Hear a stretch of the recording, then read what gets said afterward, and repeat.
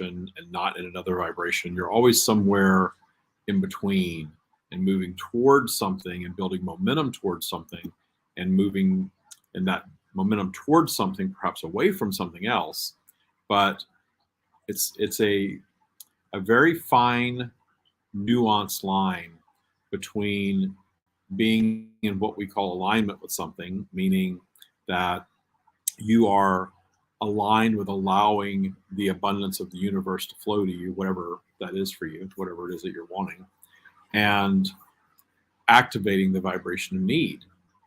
Because a lot of times in law of attraction teachings, which are a little different than what we teach in Tya, law of attraction very often teaches about meditating on something and focusing on it and repeating affirmations and thinking about it often, because the more you think about it, the more you talk about it, the more you are aligning yourself with it, the more you're becoming that thing that you want to receive, whatever it is.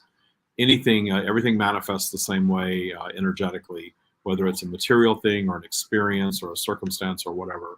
We manifest all the time. We are always manifesting some type of reality for ourselves. It's not like we set an intention and a manifestation is something that's a one-time event or something like that. We are always creating our reality via our focus. And most of us know, if we're far enough along in these teachings, that yes, what you focus upon is what you tend to get, and your belief system is generally going to inform your focus. So you may be wanting to change your belief system, but what you very often will find in trying to change your belief system is that you will actively do some work to do a vision board or a mind movie or some sort of visualization practice or affirmation practice to activate a vibration that's different than what you're currently experiencing.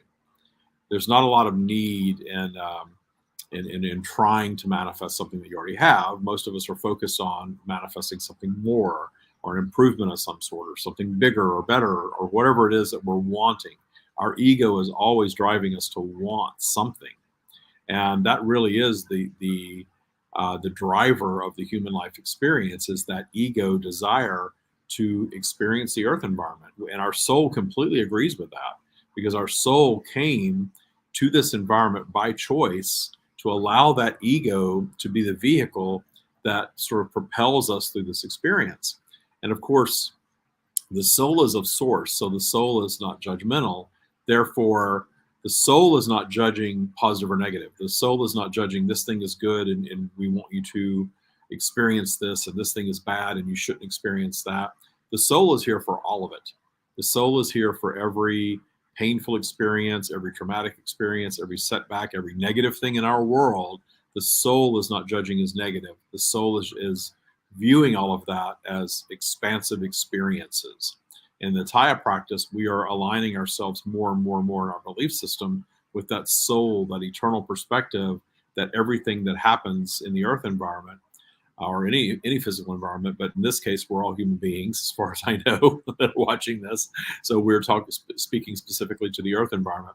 They're all just a set of experiences, and all of those experiences add up to inspiring us to new thought, thus new creation. And that is what creates the expansion that our soul is seeking and coming into physical. So, that's the purpose of life in a nutshell. But the desires that we have, it's natural for us in our ego consciousness to create desires. There are things that we observe, there's things that we dream of, there's things that we want to experience, whether it's food or companionship or travel or more security, a better view, better weather, whatever it is that we're wanting to experience. There's always something that we're desiring, and that's part of the physical journey.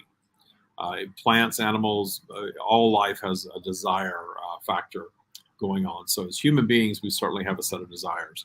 And in our desires, when we learn about the law of attraction, we learn that, okay, we're getting this mixed bag of things all the time because our focus is being is fluctuating in vibrational flow. There are times that we're believing our dreams and we're trusting our abundance. There's times that we're something less than that. There's times that we're pessimistic. There's times that we feel bored. There's times that we're frightened. We see things going on and happening to other people that we don't want to happen to us, and that fear gets activated, and we think, gosh, I don't ever want to experience that. And then all of a sudden you're having that experience, something like that vibrationally. And if you do that enough, of course, you can attract that. So when we think about the things that we want and think about what we call the law of attraction, it's easy to slip into this mindset. Well, if I think about it all the time, then I'm going to attract it because I'm going to become that thing. But you really have to think about the signal that you're sending. What is your true vibration when you're doing that? Are you sending the signal that I am that I'm experiencing it, and it is? And the big question is, can you hold on to that isness? Can you hold on to that isness through your own natural vibrational flow? We know from the Stream's teachings that we are not going to solve vibrational flow with any practice, any mindset, any book, any boot camp. There's nothing that's going to solve vibrational flow. You're not going to do something and hold yourself in high vibration all the time. I know there's lots of people out there that are talking about that, and I don't think there's anything wrong with seeking higher ground all the time, understanding that you can raise your default vibration. We talk about that all the time, as a matter of fact. Raising your default vibration so that your general belief system is more aligned with source, more aligned with source, more aligned with source, more aligned with source as you move through the human experience. You might refer to that as wisdom. You've lived enough life that you know, and if you haven't allowed it to make you bitter, it just makes you wiser.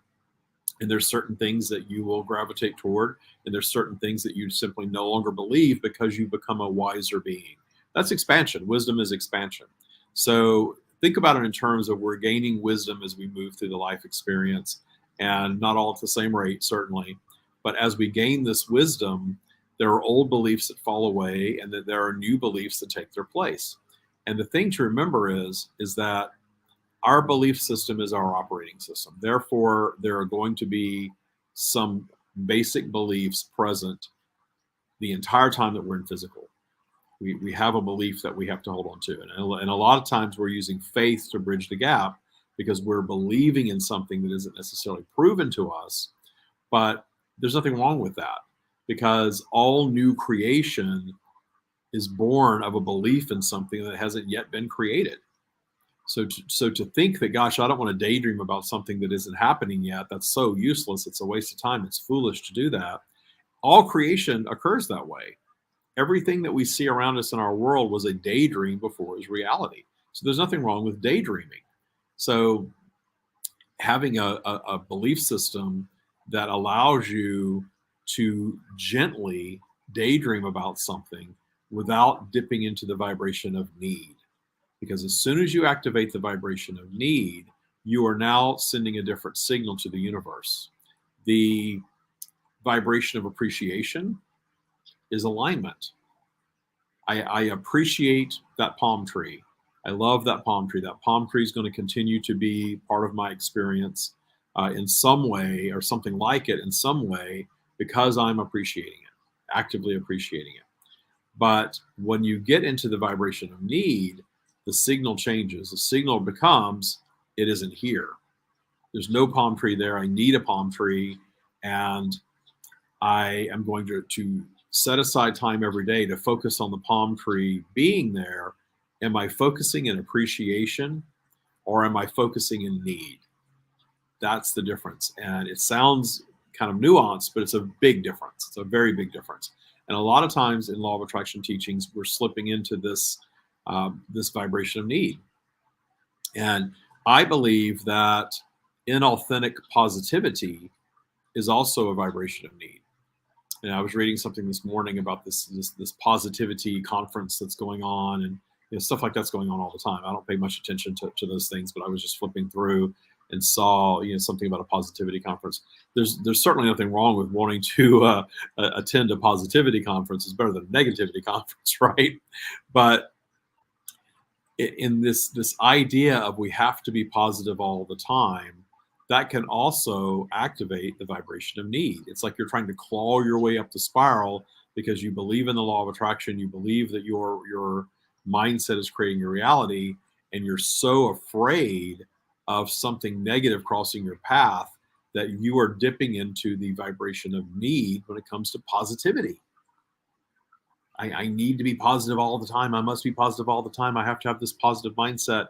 And you interact with some of these people, and there's this sort of this varnish about them, that they're not really present in the moment. They're not really communicating, and they're not having this myriad of thoughts and beliefs and vibrations and thus experiences that we know from these teachings that our soul is here to have. So yes, we are here to have unwanted experiences. We're here to have things that inspire us to new desires. Absolutely, we are. And while there's nothing wrong with wanting to be in the vibration of need, just like there's nothing wrong with wanting to be rich, and there's nothing wrong with wanting to be, thinner and healthier, and whatever it is that you're wanting to experience that is promoted in the Matrix, because all that stuff is, there's nothing wrong with any of that. There's nothing wrong with desiring any experience. But we get ourselves tripped up when we activate that vibration of need. I need this thing to happen. I need my child to be okay. I need my bank account to grow. I need my health to be, something that's optimal. And very often, when we activate that vibration of need, what we're starting to receive is something other than that. Not necessarily the exact opposite of it, but not exactly what we want either, because we've activated the vibration of need. We're not aligned with source, because anytime we're not appreciating all that is, and I'm saying that again because it's hard for us to comprehend, because the Matrix teaches us to not appreciate so much. But we have to notice and accept that the things that we don't appreciate tend to stick around. Why is that? Because we're not appreciating them, because we're pushing against them. We're focusing on the things that we don't want. And we're perhaps activating a vibration of need around the change of those things, which is sending the signal out, I need it, it's not here. And the universe is going to continue to deliver circumstances, events, and manifestations that are equal to that. You need it, it's not here, you're right. And you stay in that vibration of need. So that's why I've created this little term. It's not a fancy term, but it really does communicate the vibration that we're seeking. Wouldn't it be nice? Wouldn't it be nice to experience that palm tree again tomorrow? Wouldn't it be nice to have better health? Wouldn't it be nice to have more money flowing in? You're not needing it, you are appreciating it. And in your appreciation of it, you are aligned with source, which is abundance. And when you're aligned with abundance, you receive abundance. When you are aligned with abundance, you become abundance. And not another thing that activates the vibration of need very often is trying to figure out how it's going to come, or overthinking what you need to do to allow it. That's why Tya is called Tya. Trust your abundance. Trust the universe. I realized a long time ago that abundance and allowing a joyful life all comes down to trust. That's why Tya is called Tya, because it's about trusting your abundance, whatever your version of abundance is, trusting the universe to deliver it. The only thing that holds us away from it is when we're not trusting, period. It's as simple as that. I know it seems brilliant in comparison to what, and I'm talking about the stream being brilliant, not me. It seems brilliant in comparison to what, all of these other more complex practices that in its simplicity. But it really does just come down to that. It just comes down to trust. That's what we've been guided to do by the stream, by source. Trust your abundance. Abundance is always flowing. Just look out at nature and see that storms come through, create a little bit of a destruction, but that destruction ultimately feeds new growth, i.e. more abundance. And our lives, even though we've created all of these things that are well beyond how our plants, tend to operate in the wilderness, it's all the same. The things that we have created for ourselves are our version of well-being. And whatever your version of well-being is in your belief system, as long as you trust it, you're going to receive it. My version of well-being is that I'm going to live in a really nice home in a nice place. That comes to me no matter what. We spent a year building a house, and it was beautiful, and only to have the house burn. And then what happens? We ended up being able to rent the house across the street, which is really unusual to be able to do something like that. Think how common it would be and especially out here in the desert where it's so hard to rent a house, period, because the vacation rental market is huge here. So to be able to rent a house for a year for somewhere, is a complicated thing to do. And I'm not joking. The only house that was available that was, anywhere near similar to what we had, which just happened to be the house right across the street from our house. That's the universe showing up for me, saying, yes, you're going to have obstacles, i.e. a fire. But in your belief system that you're always going to live in a nice home, here's another nice home for you to live in as you move through this experience. It's amazing. It's amazing. And here I sit, in the backyard of that very house. So that's just a little anecdotal evidence of how this vibrational flow in this human life experience works. We have twists and turns. We have setbacks. We have things that are unwanted that cross our paths. But ultimately, all of it exists to inspire new growth, to inspire expansion. The fire at the house is inspiring expansion within me, certainly. And here I am living comfortably right across the street while that gets rebuilt. And the gifts that brings have yet to completely be realized. But I know that it's bringing gifts. I know that it's changed my focus, giving me a higher level of appreciation than ever for Tya. So here we sit, and really coming to the point of understanding that there's a vibration of wouldn't it be nice? And there's a vibration of I need that thing. You don't need anything because the universe is delivering abundance all the time. The only time we hold ourselves away from it is when we've allowed the matrix to inform our belief system with some idea that something should not be. That's the thing. That should not be labeled. Anytime we slap that should not be sticker on something, any situation, person, circumstance, or event, that should not be creates the suffering. So you can do away, completely detune the should not be label and accept what is. My house burning down, this is my manifestation. My child not being well in some way, that's my manifestation. My bank account emptying out, that's my manifestation. That's what is. That's what I've manifested.